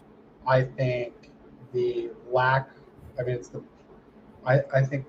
of Oregon ever playing in an atmosphere like that is going to rear its ugly head. And I know they played at the Rose Bowl, but the Rose Bowl is 50-50 on fans. It is not, this is like 90-10. Probably 95-5 if you really want to think about it. Like there will be almost no yellow or green in those stands. It's going to be pure white everywhere. Like the Husky section was tiny. Like, you're not seeing other, like even against Ohio State and Michigan, you saw just nothing but white. Yeah. It is. They're not. And I mean, if you have not been in the stadium before and experienced the noise level, I've been to several rock concerts, and I've been right at the front of the stage. Doesn't even compare to a whiteout at Happy Valley. Yeah. It doesn't. It's just it's so loud it'll hurt your ears. Loudest stadium I've ever been to for a college football game, not at Husky Stadium, because I was there when they broke the record back in 1991, 92, whatever it was against Nebraska. Baton Rouge. Yeah. 10 years ago, a little more than 10 years ago. Like, that was insane. And I mean, it gets teams like off their mark. Yes. Washington was actually a pretty good team that year. They played like crap against LSU. And it really is like, you had to walk out to a Tiger right there. I mean, but all this stuff plays a role. You've never been in it. It just eats you. And I will say this. Penn State fans, we hear the oft used term, oh, that's a rabid fan base. That's a rabid fan base. I mean, like, that's literal foaming at the mouth fan base. They will get loud. They will get angry. When your team's running out of the tunnel, they will get in your face. That is going to be... Listen, I know Georgia and Alabama are playing the same... I believe it's the same time even. I'm watching Penn State, Oregon. They were talking shit to an NFL player. Yeah. Walking around, like, he had to break his phone. He's so mad. Like, yeah. You know, I like, mean, they look, don't they don't play. They do not play. I wish somebody would tell Andy K that. He's talking about Andy Kotelnicki, the offensive coordinator there at Penn State. If Wisconsin loses Saturday, I'll be interested to see if Fickle makes it to the Michigan game. I hate Michigan. I mean, amen, brother. Amen. Amen. But I mean, he just signed that extension. Listen. I think the great unified. You know, there's that the scientific theory, the great unification theory of the universe that binds all things. I think what binds the Big Ten is 17 teams fucking hating Michigan. I mean, we hate Michigan. Oregon fans seem to like Michigan. Well, Oregon fans are douchebags. But they hate us. Michigan hates us, so they're their friends. So. I know Oregon fans hate Ohio State fans. Cheers, Oregon fans. I know they do. I'm like, we're like, Ohio State fans. We're like, okay. Listen, I'm gonna say there's Ohio State fans that are absolutely fucking assholes. Husky fans, same way. You will get bad fans. Yes, you will. Sean, I thought Andy K was going to be a great OC. So far, he hasn't. Illinois Ted, he out schemes himself sometimes. He is. I don't know what is going on with Penn State, but something is missing. It might be play calling. It might be play calling, guys. The play calling has not been good. Bob Swanger confirmed. No, did you watch the game against Nevada, Lowen? Yeah, I watched parts of it. I was like, it's Nevada. They should have won by 60. Yeah, I agree with you. But here's my thinking. I think they may be holding back, or I'm hoping. I hope so. They're holding back until that Oregon game. They open up a brand new offense in Oregon. I'll be like, oh my god. Lee, who is a Penn State fan, says they're struggling this year. Drew Aller is struggling. Amazing Blue says always taking shots, Moan. Absolutely. Shots in the cup and shots at Michigan. Right there, buddy. Ohio State Buckeyes for life. Buckeye, how do we say it? Buckeye born, Buckeye bred. When I die, I'll be Buckeye dead. In fact, my body goes to Ohio State University when I die, guys. That's how committed I am to Ohio State University, Amazing Blue. I just asked my family to toss me in a ditch. Or at least, go go to someone else's funeral, and as the casket's going down, just run by and throw me in. Not only does my body go to Ohio State, they will send the ashes to my niece, and I have made sure that she understands to get on the field during a win over Michigan and spread those ashes in the end zone. Might be a while now.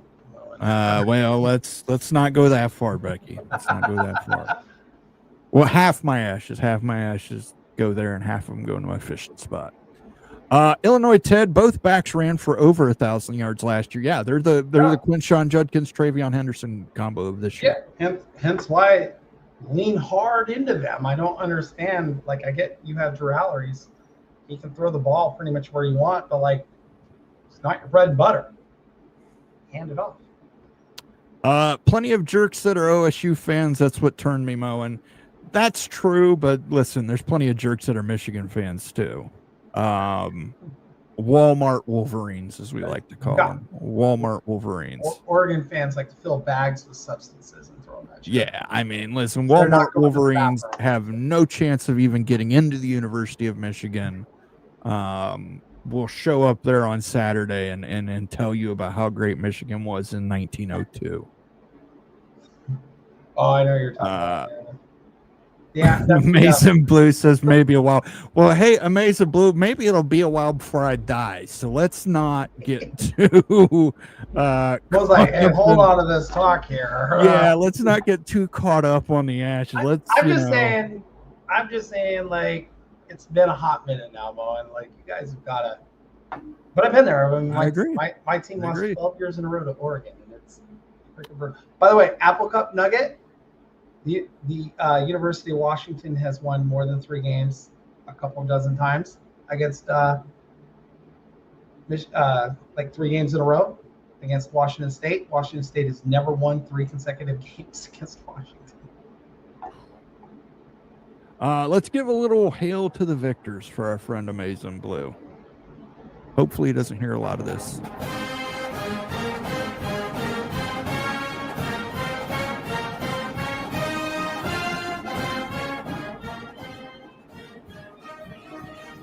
Worst fight song ever conceived.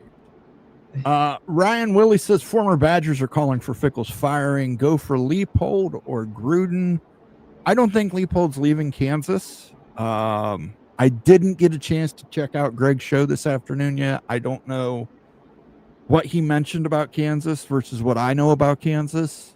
I was going to do it as a members only video next week, talking about Kansas and Utah to the Big Ten.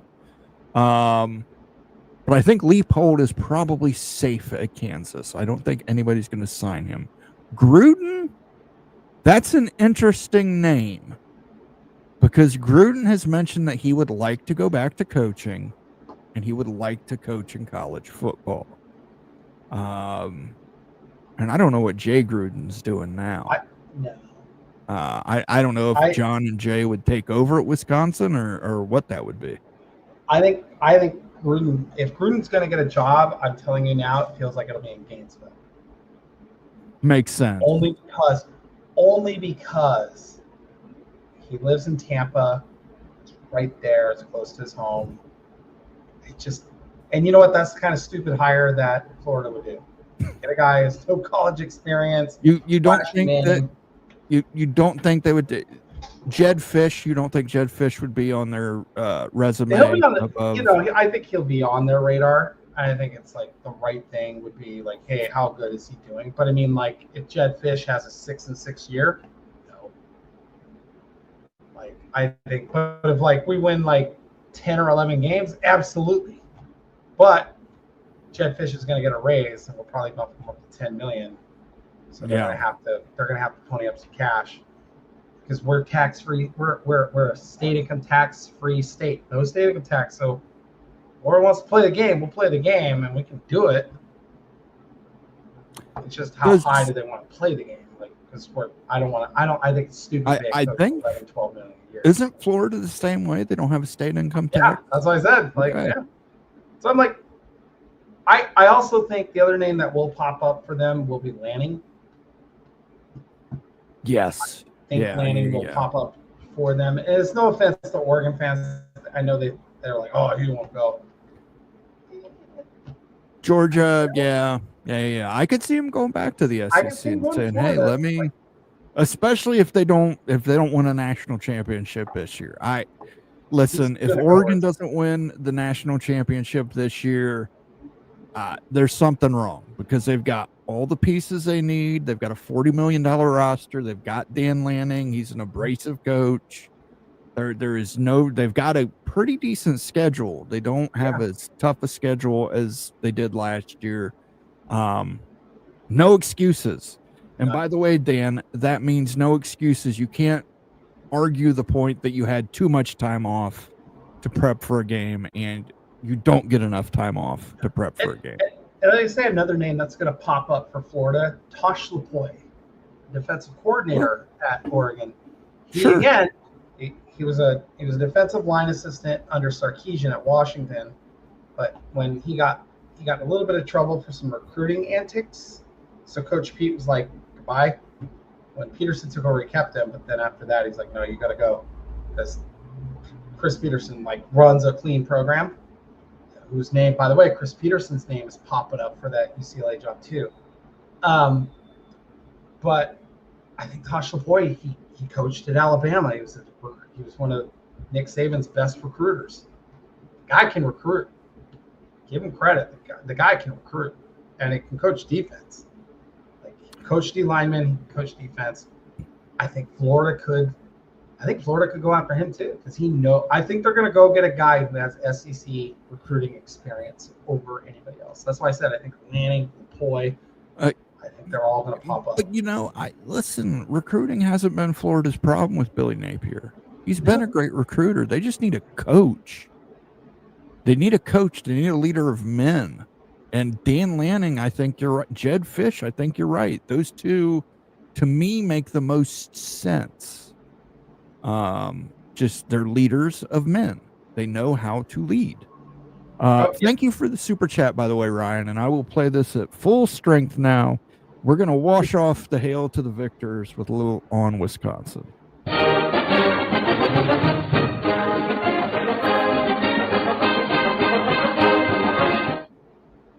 I don't know why you hate Hail to the Victors. I mean, I get why you hate it. I think it's actually pretty good.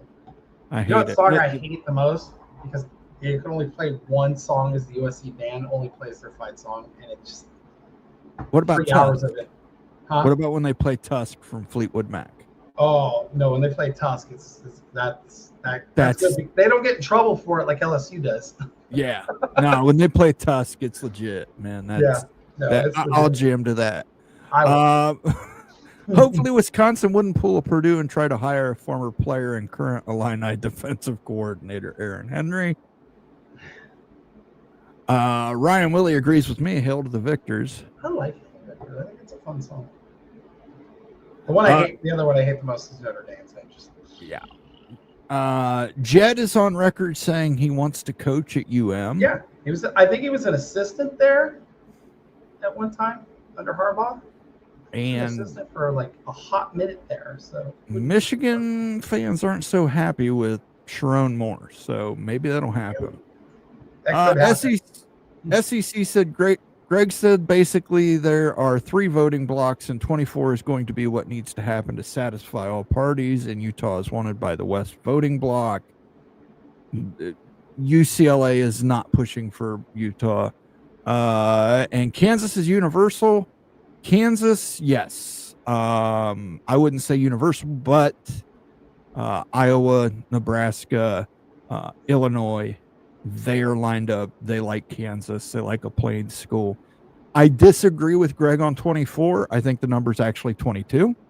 But tune in for the next Moan Confidential. I'll tell you the information that I've heard on the subject. But yes, Kansas and Utah are legitimate candidates for Big Ten.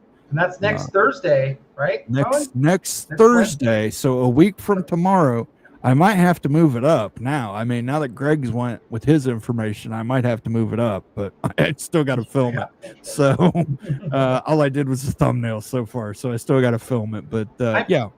I mean, I'll say this, like you said, the voting block, yeah, UCLA is different because of who their president is, or chancellor, I mean. But like Washington's president was the president at Illinois, so Yes. he pretty much, from what I heard, he has not changed his mind on a number of things. Right. And from what I've heard of the West voting bloc, it is USC is very much pro Utah. They like Utah. UCLA is pushing Cal for obvious reasons. Obvious reasons. Washington and Oregon really made a strong statement as of yet. But I assume they're probably going to follow in USC's footsteps. There's a lot of pressure from USC, but like I said, he is not. He's still siding with his Midwest people. Yeah, yeah. So, and I mean, Cal is a better school than Utah, but Utah's the better, like, athletic, like, football-wise. Better athletics. It's a new market. It's Salt Lake City. It gets you into the Mountain Time Zone. Believe it or not, as many teams as in the Big Ten, there's none that exist in the Mountain Time Zone. No. So none. They're all central. Get you into the Mountain Time Zone. So, and then I talked about the Kansas thing. If you guys want to go back and watch last Friday's show, we did overtime. I talked about what I spoke with my friend from Kansas. But about the cultural fit in the Big Ten for Kansas. So Kansas is always an interesting thing for me. And I say that because when you hear about who the number one school is in the Big 12, it's Kansas. Mm-hmm. Makes no sense on because of how bad they were at football for so long. But right. Football wise, they're the number one brand, and I'm like, everything is pointing to that. I just been like, I don't know how they pulled that magic trick, but they did it. This isn't the first time Kansas has been vetted, though. No, you have to understand. When they added Nebraska, they were originally also going to add Kansas and Mizzou. And Missouri kind of screwed that up for them. But yeah, that was the original. That was going to be the original 14 Big Ten teams before they held off and then went to Rutgers and Maryland. So Kansas is liked in the Big Ten because cultural fit. It's just cultural fit for them. They fit into it. They're like an Iowa. They're like a Nebraska. They're like an Illinois. Anyway, I'll talk about it in the members-only video. If you haven't become a member yet, consider becoming a member of the College Football Mafia. Let's get a couple more comments here, and then we're going to get out of here. We want to get out of here before the 2-hour time hits. Bob Swanger, Sean, you never know. I don't think Campbell will leave Iowa State. I don't think he will for a college job. I think he would for an NFL job. Campbell? I don't think he even leaves for that because he got offered like $10 million or $11 million to coach Lions. He said no. Washington, before they hired DeBoer, offered him $9 million. He said no. I don't see him leaving there. I think he likes it. Ryan Willie, the Friendly Badger, says McIntosh should also be fired with Fickle. He does not like Fickle.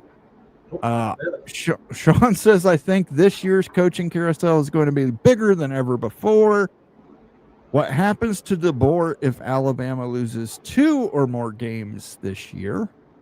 I think he's fine. So do I. I think he's fine. Like, it's a $70 million buyout or whatever. It's like, yeah, if he loses like 7 games this year, we'll talk about it. But I think he can lose 3 or 4, and they're going to keep him around for year number 3. I think as long as they're in it by the end of the year, that's the most important thing. Like, they know taking over after Saban is like, they're not stupid. I think their athletic director and president understand taking over after Saban is not like, you can't absolutely just plug in and go. It took Drew Carey a couple seasons, guys, but he is awesome as the host of The Price is Right. I think we can all agree on Cleveland's Drew Carey is a great Price is Right host. It doesn't make any sense. Who are they going to go hire? Yeah. Who wants to take over that? Like, Dan Lanning. That would be the only one I could. Dan Lanning would be the only one that I think they throw a buttload of money at him and make it happen. But he already said no. Yeah. He didn't want to follow Saban. So, all right, for myself and Becky, we will see you guys next Wednesday for the take. Hopefully, Sergeant Pickles will have the Starlink up, and he will be joining us. I want to thank everybody for viewing us tonight. those who joined us tonight. I do appreciate it. Do appreciate the people who helped give us a couple super chats, Amazing Blue and Ryan Willie in particular. Thank you guys for doing that. We will catch you guys next Wednesday. Our next show will be Friday, the big freaking Friday show. I stopped at an Asian market this morning. Did I get the ass fruit? Tune in Friday. You will find out. How bad did it stink, man? Tune in Friday, and you will find out. Until then, peace out. Becky, you have any last words for him? Yeah, you know what? Yeah, the Apple Cup's not going to be close. We're going to beat the shit out of them. Okay. They can hire all the Etsy witches they want. And I'm going to say ILL. And then the Illini fans will know how to finish that. Till next Wednesday, guys. Peace out. We'll catch you later. Bye, guys.